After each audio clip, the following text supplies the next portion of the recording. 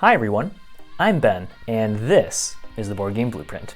This week, we're going to be taking a closer look at game expansions, what maybe the main types of those are, and how to even design one of your own. So let's jump on over to the table next door and see what we have in store. I thought to start things off, we'd look at a little bit of an older game, an abstract game called Hive. And this is a really cool game in which you're sort of playing a chess-like experience, but centered around bugs. And the idea of this is to surround or encapsulate the opponent's queen with either, well, any combination of both their own insects or your own. You can slowly add them throughout the game to add more ideas, because each of these, as in chess, has its own unique movement power. From what I understand, the spider has to move exactly 3 spaces. The ants can move anywhere along the outside, as long as, again, it ends up kind of on the outside of this entire structure here. Grasshoppers can hop. And let's see, the beetles, yes, can actually transport on top of other tiles, which is really neat. So as you can imagine, because of the expansive nature of entomology, there are plenty of opportunities for expansion content, and Hive has created those, which I do not currently own, but if you can imagine, they have a ladybug, a mosquito, and a pillbug. So the ladybug, I think, is kind of a combination between the grasshopper and the beetle, slowly flying a little bit over top of other tiles and then having to land back down and rest. The pillbug allows you to actually pick up, we're going to use this beetle for an example, another tile of any color and then kind of put it into another spot adjacent to itself. So if you've seen Bugs Life, how they're kind of always hopping on top of each other, is sort of how I imagine that to work. And then the mosquito, if we pretend that this is the mosquito here, is the grasshopper, can suck the blood of another piece and then copy its movement power, which I think is also a really fun, neat aspect to it. So if I were to add my own Hive expansion power, maybe it would be a praying mantis. We have to make sure that doesn't look too close to the grasshopper, for instance, but yeah, maybe it allows you to actually push and shove another piece as you're kind of swiping away with your claws or something like that.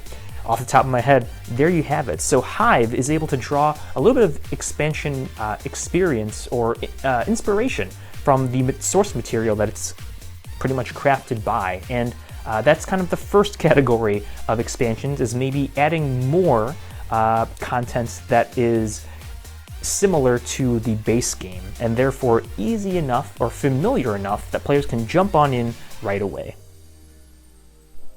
Another common theme or type of expansion that I've noticed is one that brings out or maybe fleshes out the world of the game even more than the base game could first offer. In this example, I've used Cythe, the Wind Gambit, to, well, add a few other mechanics, of course, as we sort of saw with Hive, but also throw in the possibility of growing this world, which is a kind of alternate reality Europe. I forget if it's called Europa or Europea, something like that. But here we go. We have these airship mechanics, which are not required, again, to be played by the base game, but flesh out and kind of fill out more of this environment to immerse you even further. So I believe actually the coolest thing about this is that it was originally a fan expansion and had gained the notice by Stonemaier Games to become fully published after some development time and such. So this allows for some new pieces to be made, new mechanics in terms of resource collection and transport across, as you would imagine with something of this kind. And I believe actually also allows a little bit more player interaction as well, where there are a few event cards or something like that allow you to drop off maybe some of the cargo as kind of little bombs, I suppose, on top of the other players' continents and such, or countries and things. So this Cythe the Wind Gambit expansion, again, is able to work, I think, best, still in the shrink because I want to get that value up going, but anyhow, it's not entirely necessary for the base game by any stretch of the imagination, but it does just make it feel even more immersive and thematic. It's like peeling back a layer to only find out that there's more within this world. I hope that's an okay metaphor to use here, but I think that is a pretty neat thing that expansions can also do. The last example that I'd like to go over is the very elegant game of Lanterns: The Harvest Festival. And this is a tile placement set collection game in which you'll be placing tiles out and trying to maybe match up the lantern sides to collect lantern cards, which you will then cash in for each of these main objectives. And so expansions, some of those really fun ones even, can actually add maybe new win conditions into a game that are still connected with the base game, if that makes sense. So my thought for a Lanterns expansion is to create maybe a new type of scoring tile that gets you points based on a new set collection aspect. So currently what we see here is with the 7 different types of lanterns, or 7 colors of lanterns, there is kind of a free-for-all, or a one of each system to get you points. There's also a 3 pair, as indicated by the groups that are listed vertically there. And then lastly, there's also 4 of a kind. So as we can see here, they all need to match and you'll get this many points for it. So each of them kind of requires different number of lanterns and different patterns or combinations. So maybe there's going to be another pile that could fit right in the middle here. And maybe instead of 6 or 4, it requires 5, and maybe it could be like a full house aspect, 3 of a type and then a pair of another.